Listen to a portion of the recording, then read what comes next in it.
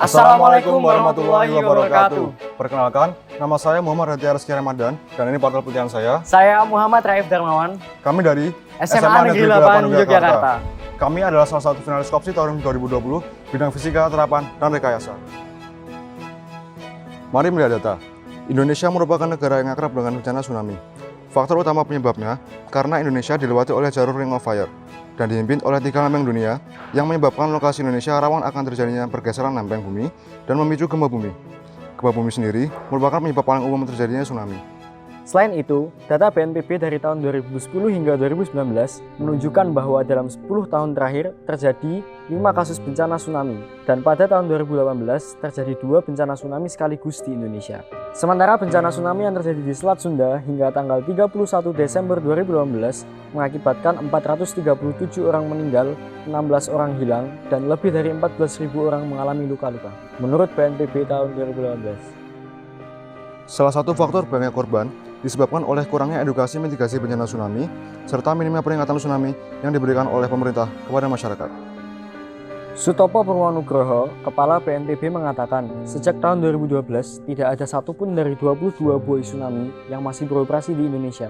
Karena tidak adanya pemeliharaan terhadap alat pendeteksi tsunami, terkendala anggaran tahunan dari pemerintah, serta disebabkan oleh banyaknya kasus vandalisme dan hilang dicuri, menurut BBC News Indonesia tahun 2018. Oleh karena itu, diperlukan alat pendeteksi tsunami yang efektif dalam mendeteksi gelombang tsunami, terhindar dari kasus vandalisme, mudah didapat di area perairan Indonesia, dan mampu secara efektif meneruskan peringatan tsunami kepada masyarakat. Oleh karena itu, kami menciptakan Tyrannis. Rumusan masalah yang pertama, rumusan masalah yang kedua, rumusan masalah yang ketiga. Metode penelitian yang pertama adalah eksperimen. Metode penelitian yang kedua adalah uji kerja alat. Metode penelitian yang ketiga adalah studi pustaka. Metode penelitian yang terakhir adalah dokumentasi. Berikut ini komponen utama pada alat.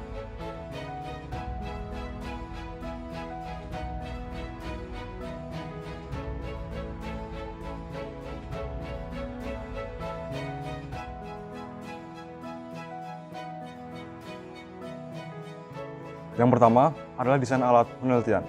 Gambar di samping merupakan desain PCB pada buoy yang menggunakan komponen-komponen yang telah kami jelaskan sebelumnya. Receiver pada buoy memiliki desain serupa dengan buoy, namun dilengkapi dengan output sampel peringatan melalui LCD, beberapa LED mini, serta suara. Lalu yang kedua, cara kerja alat. Alat ini bekerja dengan mendeteksi potensi terjadinya tsunami melalui pendeteksian surutnya gelombang air laut yang dapat dideteksi melalui perubahan sumbu Y pada giroskop sensor MBU 6050 pada buoy. Data raw pembacaan sensor MBU 6050 pada buoy kemudian dikirimkan melalui modul komunikasi serial HC12 kepada receiver yang juga menerima data dengan modul HC12. Data giroskop yang diperoleh receiver dari buoy kemudian dimasukkan ke dalam gate array yang membatasi setiap tingkat level kemiringan dan diklasifikasikan sebagai kemiringan derajat buoy terhadap sudut vertikal yang tegak lurus terhadap bumi menjadi 3 parameter level bahaya gelombang surut. Lalu yang ketiga, parameter level bahaya dan kemiringan. Pengklasifikasian ini didasarkan pada pernyataan UNESCO pada tahun 2006 yang memberikan penjelasan bahwa surutnya ketinggian air laut terjadi sebelum banjir tsunami, garis pantai bergerak ke arah laut ada kalanya sejauh 1 km atau lebih, menguak dasar laut sehingga batuan dan ikan menjadi kelihatan.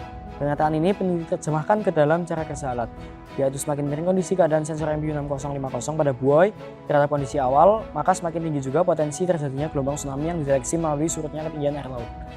Parameter level bahaya dan kemiringan dapat dilihat pada gambar di atas. 3 parameter level bahaya, kemiringan, gelombang surut tsunami yang dideteksi melalui sensor MBU 6050 pada buoy diterjemahkan receiver melalui output.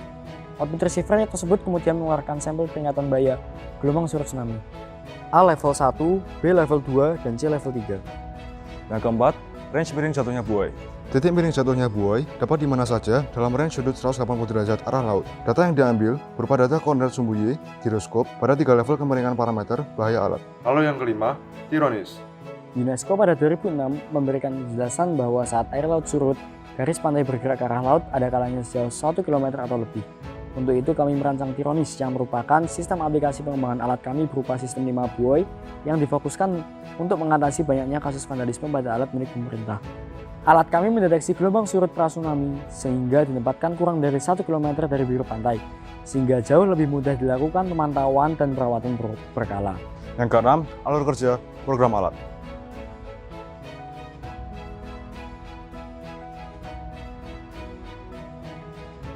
Yang ketujuh, sistem kerja dan pembahasan. Hasil kerja prototipe Tyronis dalam mendeteksi kemiringan pada sumbu Y giroskop telah didapat.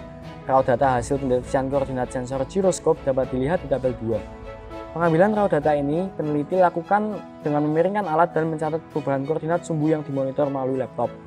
Selain itu, pengujian untuk menghitung tingkat akurasi alat peneliti lakukan dengan memiringkan buoy pada setiap level parameter kemiringan, yaitu 30, 60, dan 90 derajat pada sumbu Y giroskop terhadap posisi awal alat menggunakan busur dan menggaris pada kolam renang. Pada pengujian ini, peneliti menguji kesesuaian output pembacaan sumbu Y giroskop terhadap raw data yang menyalakan output LED dan suara pada receiver saat buoy dimiringkan.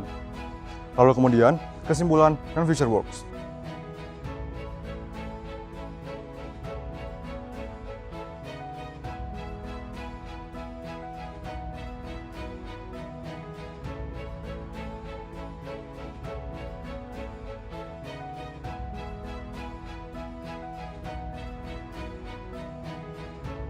Berikut ini adalah model alat saat ini.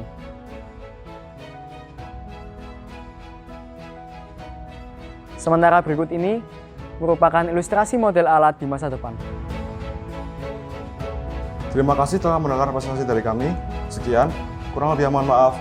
Wassalamualaikum warahmatullahi wabarakatuh. Tyronis, Terjamin, aman, praktis.